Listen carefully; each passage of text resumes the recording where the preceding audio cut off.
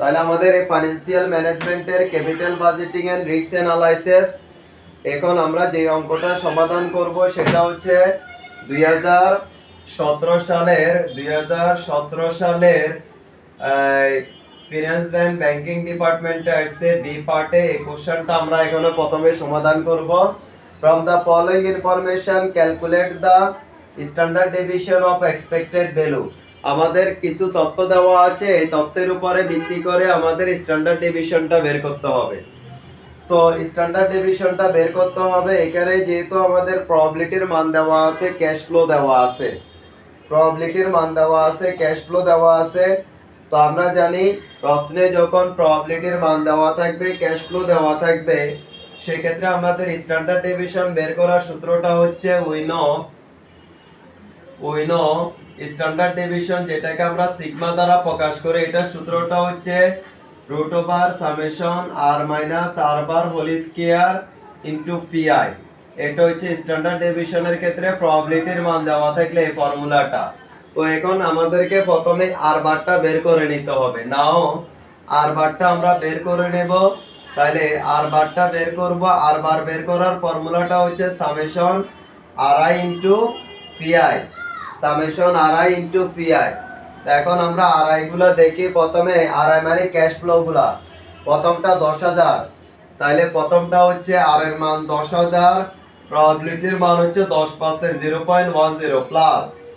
এরপরে দ্বিতীয়টা হচ্ছে 12,000, তাহলে 12,000 ইনটু 0.20, 0.20 প্লাস। তৃতীয়টা হচ্ছে 15,000, তাহলে 15,000 ইনটু এটার প্রবাবিলিটির মান হচ্ছে 0.30, 0.30 প্লাস। এরপরেরটা হচ্ছে 18,000, তাহলে 18,000 ইনটু 0.30, 0.30, 18,000 ইনটু 0.30। এরপরে হচ্ছে যে আচ্ছা এটা হচ্ছে যে 15,000 এর, এটা হচ্ছে যে 0.10, এটা হচ্ছে 0.10। এরপরে লাস্টেরটা হচ্ছে প্লাস 20,000, 20,000 ইনটু 0.30।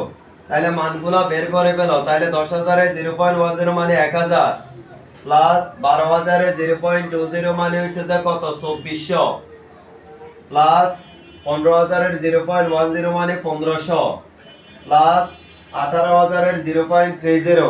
তাহলে 18,000 এর 0.30 কত? 18,000 এর 0.30 মানে 5,400, 5,400 প্লাস 20,000 এর 0.30 মানে হচ্ছে 6,000, এটা হচ্ছে 6,000। এখন এগুলা সবগুলো যোগ করো, এগুলা সবগুলো যোগ করো, এগুলা সবগুলো যোগ করলে তাহলে 1,000, 3,000, 400, 3,000, 4,000, 4,000, 9,000, 9, 10, 11, 12, 13, 14, 15,000, 15,900, 15,900, 900, 15,000, 16,300। তাহলে আমাদের আর বার বের হয়ে গেল 16,300। কারো কোনো কোশ্চেন থাকলে করতে পারো। তাহলে আর বারটা বুঝতে পারছো? তাহলে প্রবাবিলিটির মান দেওয়া থাকলে আর বার বের করার ফর্মুলা এখানে সামেশন মানে এখানে যত বছরের তথ্য দেওয়া আছে প্রত্যেক বছরের আর এর মান সাথে বা ক্যাশ ফ্লোর সাথে প্রবাবিলিটির মানগুলো গুণ করব, এরপরে সামেশনের কারণে যোগ করব, যোগ করে আমরা আনসারটা বের করে ফেলবো। গেল এটা। এরপরে এখন আমরা সিগমার মান বের করব। সুতরাং সিগমা সমান, তাহলে বড় করে আমরা রুটটা দিলাম, এটা বুঝার ব্যাপার আছে। প্রথমে আর থেকে আর বার বিয়োগ, আর মাইনাস আর বার। তাহলে প্রথম বছরের আর এর মান হচ্ছে 10,000 মাইনাস আর বার হচ্ছে 16,300। এরপরে হোল স্কয়ার, এই যে হোল স্কয়ার ইনটু প্রথম বছরের প্রবাবিলিটির মান হচ্ছে 0.10, 0.10 প্লাস। কেউ যদি মানটা না বুঝে বলবা। দ্বিতীয় বছরের হচ্ছে 12,000 মাইনাস 16,300 হোল স্কয়ার ইনটু 0.20। এরপর প্লাস তৃতীয় বছরের আর এর মান হচ্ছে 15,000 মাইনাস 16,300 হোল স্কয়ার ইনটু 0.10।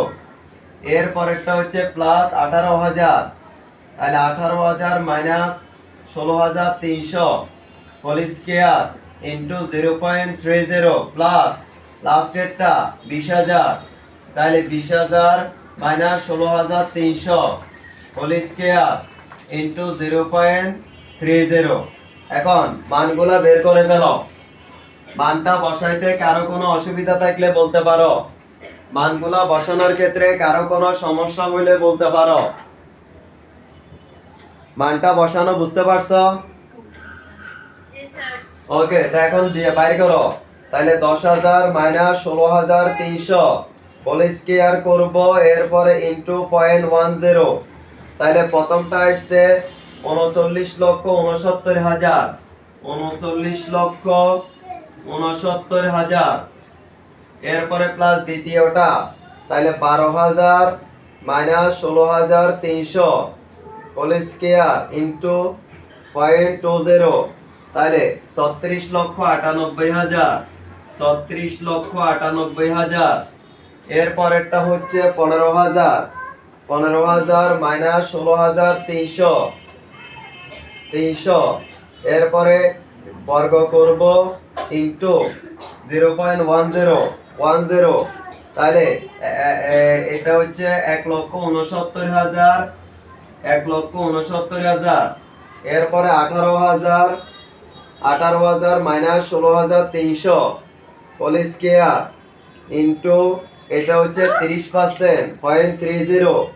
তাহলে এটা হচ্ছে 8,67,000, 8,67,000। এরপরে প্লাস লাস্টেরটা 20,000 মাইনাস 16,300 বর্গ করব, 20,000 মাইনাস 16,300। এরপরে বর্গ করব ইনটু 0.30, 0.30। তাহলে এটা কত আসছে? 41,07,000। এখন এগুলা সবগুলা যোগ করো, এগুলা সবগুলা যোগ করো। এগুলা সবগুলা যদি আমরা যোগ করি তাহলে 41,07,000 যোগ 8,67,000 যোগ 1,69,000 যোগ 36,98,000 যোগ 39,69,000। তাহলে সবগুলা যোগ করলে হচ্ছে 1,28,10,000। এখন এটাকে বর্গমূল করব, বর্গমূল করব। তাহলে आंसर বের হইছে 3,579, 3,579.10 আছে, দশমিক 1111।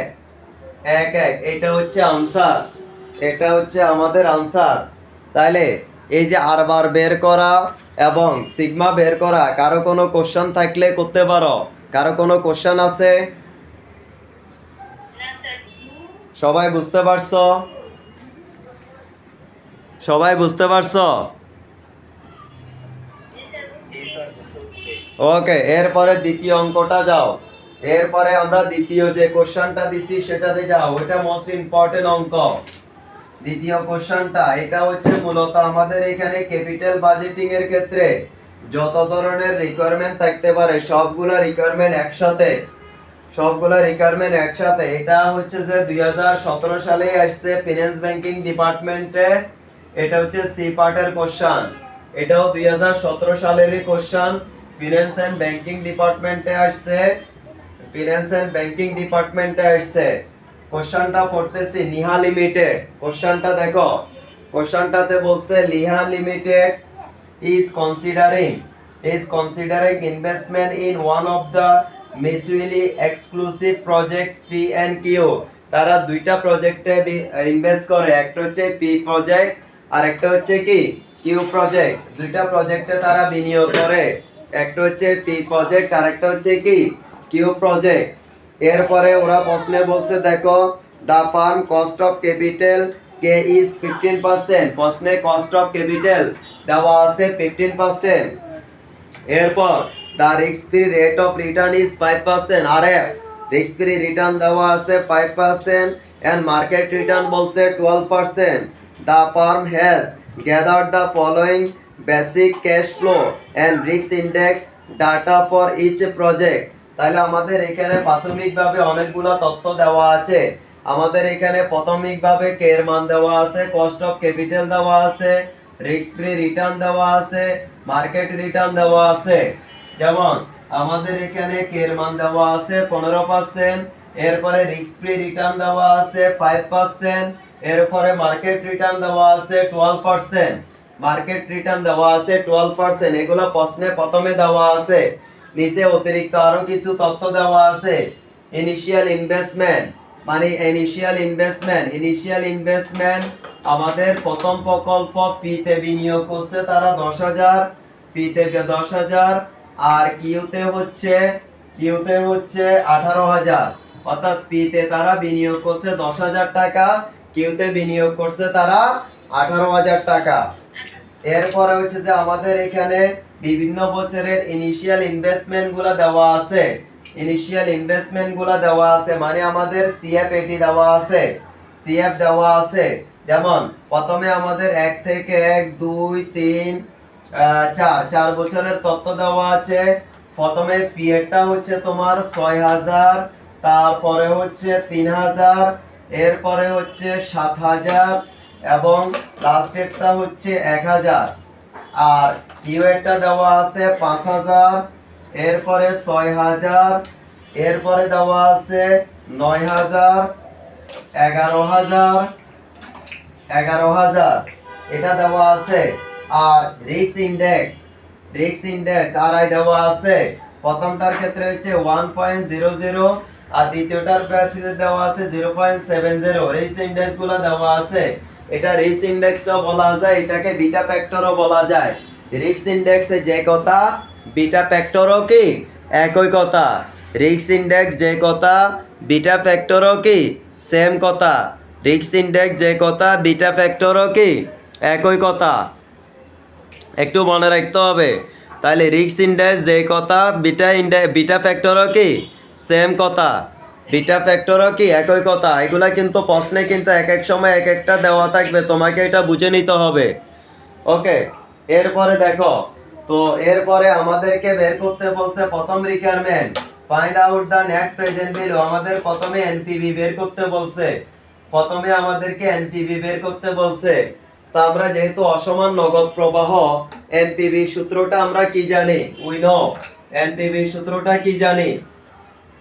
এনপিভি সূত্রটা হচ্ছে এনপিভি সমান, তাহলে CF1 1 plus KD whole to the power n plus CF2 1 plus KD whole to the power n plus CF3 1 plus KD whole to the power n, CF4 1 plus KD whole to the power n। আর প্রশ্নে যেহেতু আমাদের এখানে সেলভেজ value এবং working capital যেহেতু দেওয়া নাই, তাহলে সেলভেজ value are working capital যেহেতু দেওয়া নাই, তাহলে ওই অংশটা লেখার দরকার নাই, মাইনাস এনসিও। তো এখন আসো প্রজেক্ট, প্রথমে আমরা বের করব প্রজেক্ট পিরিয়ডটা আমরা বের করব। তাহলে প্রজেক্ট পি এর এনপিভি, এখন দেখো প্রজেক্ট পি এর প্রথম বছরের ক্যাশ ফ্লো কত? 6,000 ডিভাইডেড বাই 1 প্লাস কেডির মান 15%, 0.15 প্রথম বছরেরটা 1, এর প্লাস দ্বিতীয় বছরে কত আছে? দ্বিতীয় বছরে হচ্ছে 3,000। কথা বলো না কেন? 3,000 ডিভাইডেড বাই 1 প্লাস 0.15 2, এরপরে তৃতীয় বছরে কত? 7,000। তাহলে 7,000 ডিভাইডেড বাই 1 প্লাস 0.15 3, এরপরে চতুর্থ বছরে হচ্ছে 1,000। তাহলে 1,000 divided by 1 plus 0.15 power 4 minus NCO. প্রথম বছরে এনসিও হচ্ছে যে ইনিশিয়াল ইনভেস্টমেন্ট কত টাকা? 10,000 টাকা। তাহলে 10,000। তাহলে এখন মানগুলো বের করে ফেলো, মানগুলো বের করো। তাহলে প্রথমটা 6,000 ভাগ 1.15 পাওয়ার 1, তাহলে প্রথমটা বের হয়েছে 5,217 টাকা প্লাস দ্বিতীয় বছরেরটা 3,000 ভাগ 1.15 পাওয়ার 2, তাহলে এটা বের হয়েছে 2,268 টাকা। এরপরে প্লাস তৃতীয় বছর 7,000 ভাগ 1.15 পাওয়ার 3, তাহলে এটা বের হয়েছে 4,603 টাকা। এরপরে 1,000 ভাগ 1.15 পাওয়ার 4, তাহলে এটা বের হয়েছে 572 টাকা মাইনাস 10,000। সবাই ঠিক আছে কিনা, আমার ভুলও হইতে পারে ক্যালকুলেশন, তোমরা ঠিক আছে কিনা দেখবা। 5,217 যোগ 2,268 যোগ 4,603 যোগ 572, তাহলে টোটাল হচ্ছে 12,660 মাইনাস 10,000, তাহলে এটার এনপিভি বের হয়েছে 2,660 টাকা। তাহলে আমরা প্রথমটার এনপিভি বের করে ফেলছি 2,660 টাকা। কোনোটা ভুল হয়েছে কিনা দেখো। প্রথমটা 5,217, দ্বিতীয়টা 2,268, তৃতীয়টা 4,603, এরপরে 500, লাস্টেরটা কি ভুল হয়েছে কিনা আরেকবার একটু দেখো। 1,000 ভাগ 1.15 পাওয়ার 4, 572 তো আসতেছে। তোমাদের ঠিক আছে?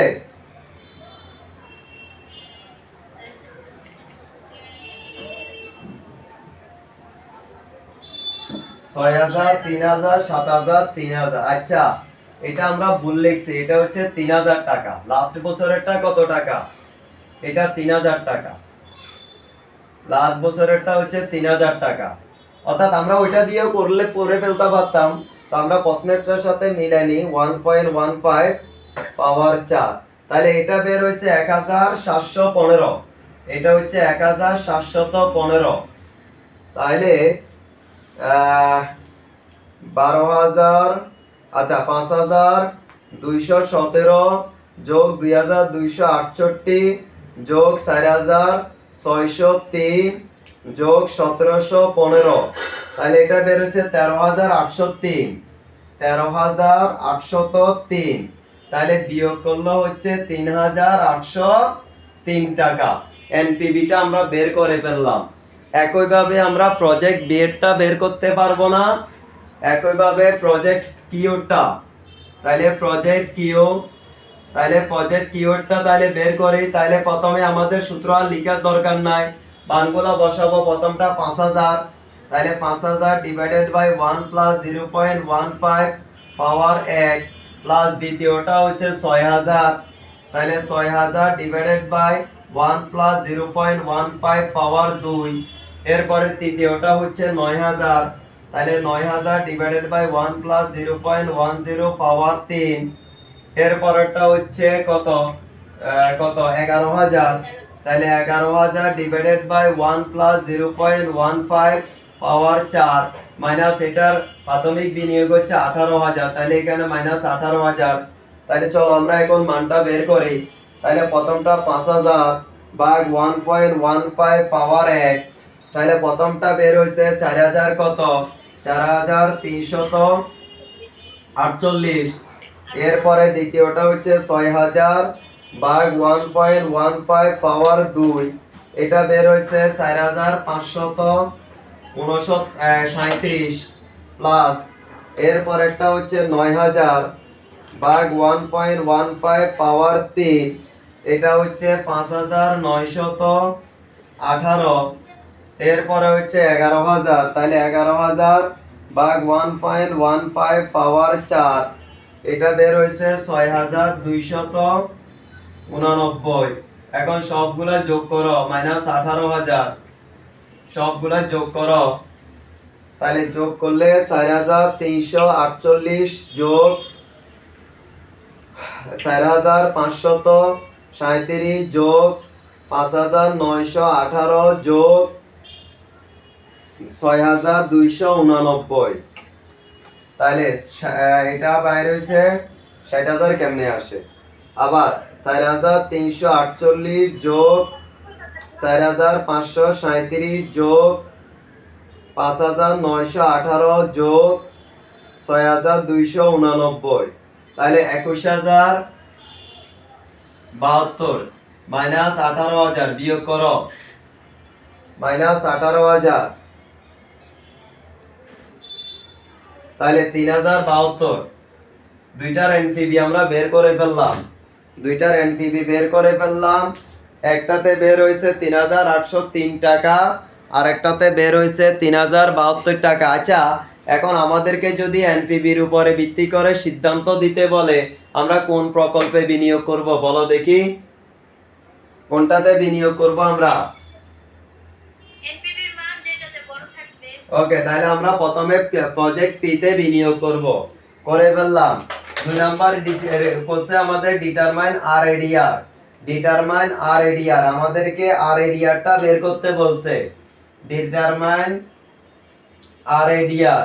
এখন এটা আমাদেরকে বের করতে বলছে, তো এটা বের করার আরএডিআর, আরএডিআর এর পুরো মিনিংটা হচ্ছে risk adjustment discount rate.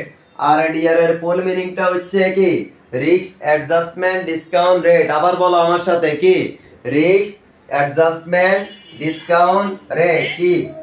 Risk adjustment, R এ রিস্ক, এ তে অ্যাডজাস্টমেন্ট, তারপরে ডি তে ডিসকাউন্ট, আর তে rate, risk adjustment discount rate, risk adjustment discount rate. Okay, এখন চলো আমরা বের করব তাহলে আরএডিআর। তাহলে আরএডিআরটা আমরা বের করব। আমি উপরে তথ্যগুলো তো মুছে দিলাম।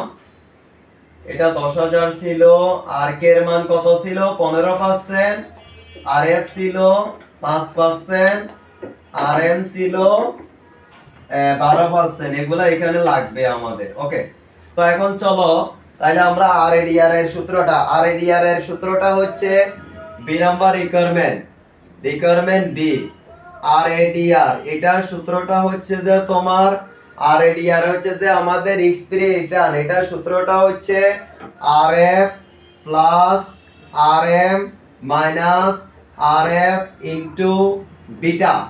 এটা হচ্ছে অনেকটা তোমরা সিএফপিএম মডেলের সূত্র শিখছিলা না? সিএফপিএম মডেলের সূত্র শিখছিলা না? এই সিএফপিএম মডেলের এটা হচ্ছে যে আমাদের বিটা ফি, মানে রিস্ক বিটা ফ্যাক্টর যেটা সেটাকে বিটা ফি দ্বারা প্রকাশ করা হয়। বিটা ফ্যাক্টর যেটা সেটাকে কি দ্বারা প্রকাশ করা হয়? বিটা ফ্যাক্টরকে বিটা ফি দ্বারা প্রকাশ করা হয়। অথবা তুমি এখানে রিস্ক ইনডেক্সও দিতে পারবা, রিস্ক ইনডেক্সও দিতে পারবা, অথবা তুমি এখানে চাইলে এটাকে রিস্ক ইনডেক্সও দিতে পারবা। তো এখন প্রথমে আমরা বের করি প্রজেক্ট এরটা, প্রজেক্ট ফি এরটা আমরা বের করি। এখন আসো আরএডিআর, প্রজেক্ট ফি এর আরএডিআর, আরএফ এর মান এই যে দেখাও 5% আছে, তাহলে 5% প্লাস আরএম এর মান হচ্ছে 12% মাইনাস আরএফ এর মান হচ্ছে 5%। এখন প্রথমে প্রথম বিটা ফ্যাক্টরের মান, প্রথমটার মান কত? 1, প্রথমটার মান কত? 1, তাহলে 5% প্লাস 12 থেকে 5 গেলে হচ্ছে কত? 12 থেকে 5 গেলে হচ্ছে 7, 7 এর সাথে 1 গুণ করলে হচ্ছে 7%, তাহলে 7 আর 5 আর সাথে যোগ করলে কত পার্সেন্ট? 12%। তাহলে আমরা প্রথমটা বের করে ফেললাম 12%।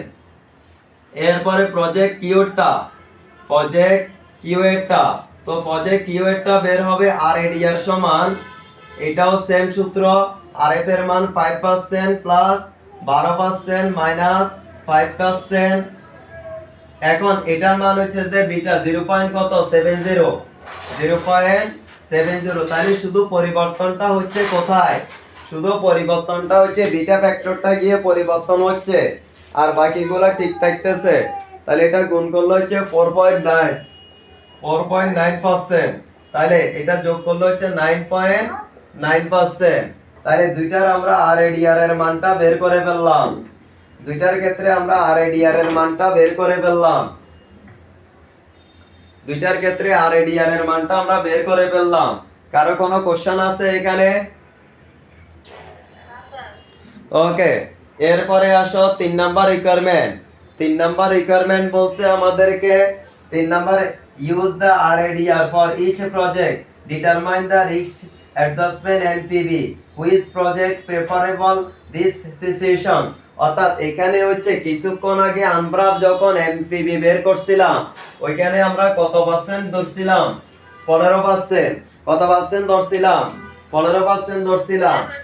আর এখন এনপিভি সূত্র আগেরটাই থাকবে।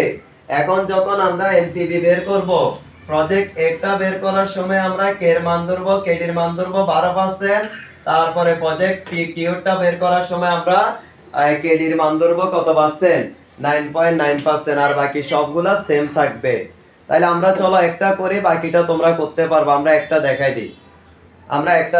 তাহলে আমরা প্রজেক্ট একটা দেখ, সূত্র টুত্র সব আগের মতোই থাকবে। এনপিভি সূত্র আগে যেটা লিখছি ওইটাই লিখবো আমরা। এনপিভি সূত্র আগে যেটা লিখছি আমরা ওইটাই লিখবো। তাহলে এখানে আমরা সূত্রটা না লিখি, আমরা সরাসরি মানটা বের করি। তাহলে প্রজেক্ট ফি, তাহলে এখানে এনপিভিটা আমরা বের করব। তাহলে প্রথমে সিএফ1 6000, তাহলে 6000 ডিভাইডেড বাই 1 প্লাস কেডির মান কত বসাবো, কেডির মান কত বসাবো,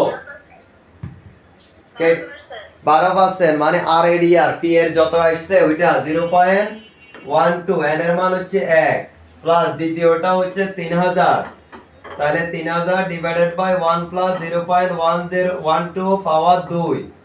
এরপরেরটা হচ্ছে যে তোমার 7000, তাহলে 7000 ডিভাইডেড বাই 1 প্লাস 0.12 পাওয়ার 3।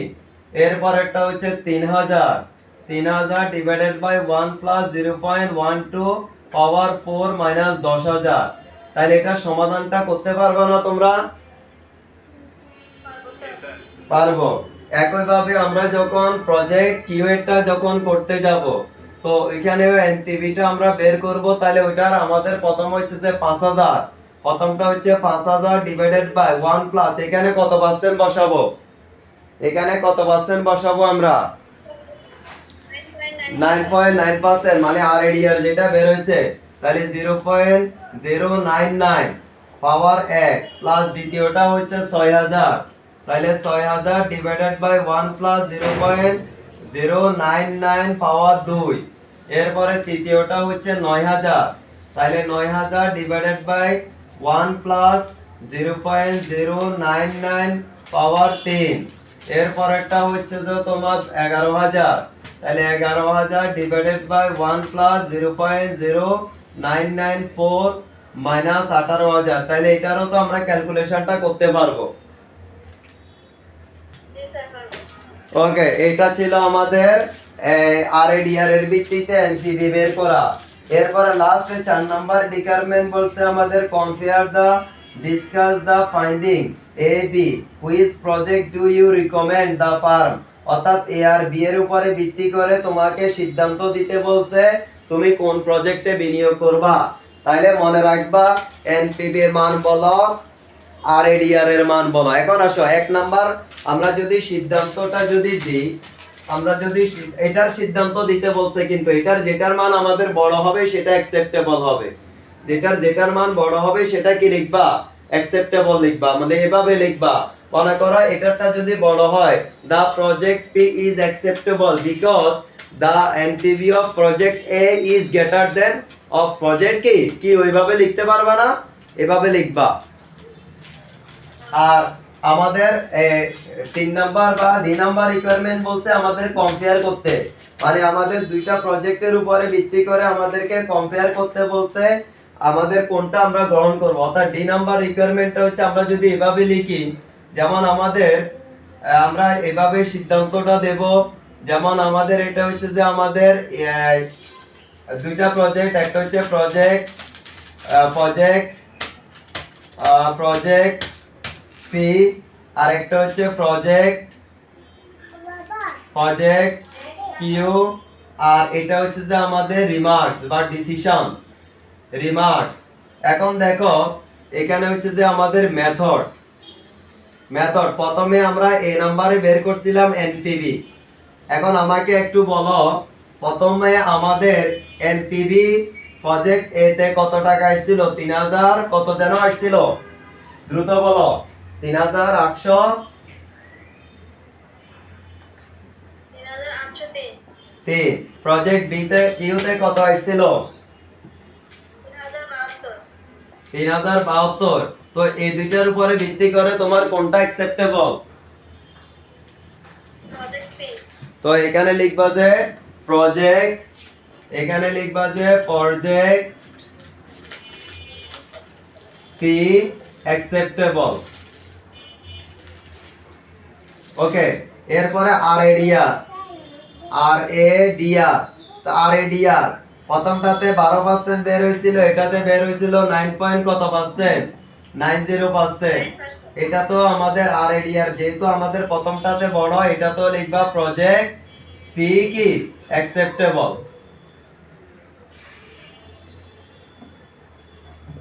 এই হচ্ছে তো আমাদের ডিসিশন টেবল। তাহলে এইভাবে আমরা ডিসিশনটা দেব। তাহলে তোমাদের কাজ হচ্ছে, আমরা এখন যে নিয়মের অঙ্ক করছি, এই নিয়মের আমাদের তোমাদের কাছে, যার কাছে যে বইটা আছে, সেটা এক্সারসাইজ হোক, সেটা ইউনিভার্সিটি কোশ্চেন হোক, অথবা সেটা বিদেশি রাইটারের বই হোক, এই নিয়মের যতগুলো অঙ্ক আছে সবগুলো অঙ্ক তোমরা সমাধান করবা। আমি কিন্তু তোমাদেরকে এই নিয়মের অঙ্ক আর করাবো না, ভিন্ন নিয়ম আছে আমাদের, ওগুলা করতে হবে। এটা হচ্ছে যে তোমাদের কাজ। কারো কোনো কোশ্চেন আছে?